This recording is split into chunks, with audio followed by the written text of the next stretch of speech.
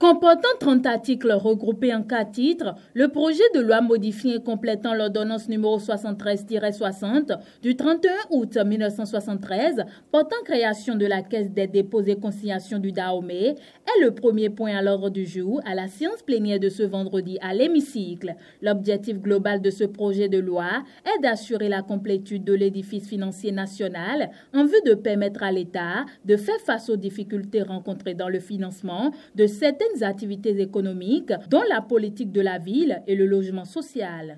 La Caisse des dépôts et consignations aura 3 missions principales à savoir. Premièrement, être un vecteur d'investissement capable de jouer le rôle de partenaire solide et dynamique pour la réalisation des grands projets. 2. Appuyer les politiques publiques et accélérer la croissance, notamment dans les régions de l'intérieur du pays. 3. Booster le marché du capital financier.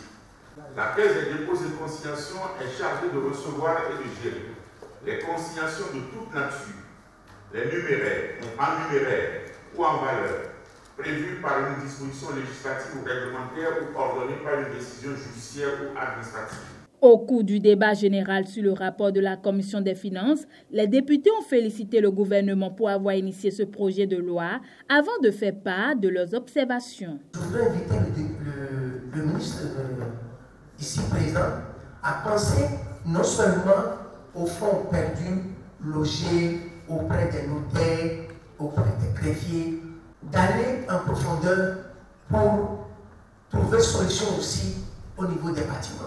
Que les décrets d'application essayent de voir comment répartir d'une manière ou d'une autre, disons en termes de pourcentage, le fonds à déposer obligatoirement à la caisse de consignation des dépôts et une partie peut-être dans les banques primaires pour permettre le financement de notre économie.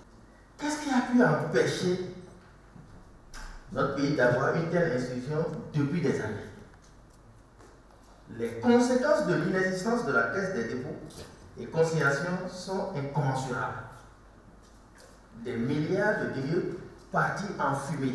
À ces différentes préoccupations, le garde des Sceaux a essayé d'apporter des éléments de réponse. La Caisse des dépôts et consignations vient synthétiser toute l'activité qui se déroula autour, d'une part, de la question de rassemblement des fonds nécessaires aux activités et de refinancement ou de financement des activités, aussi bien à part des interventions en rentrant par exemple dans le capital de certains établissements et de certaines institutions, même en participant au capital de certains établissements, comme elle peut également intervenir directement pour porter un certain nombre de projets, un peu comme la CNSS fait la promotion du logement social, tandis que la CNSS, qui est un établissement public, dépose ces fonds très importants dans les comptes des banques primaires. Ces fonds-là seront donc désormais logés dans les banques et au niveau de la Caisse des dépôts et consignations. Passé au vote, le projet de loi en étude est adopté à l'unanimité des députés présents et représentés, moins une voix contre.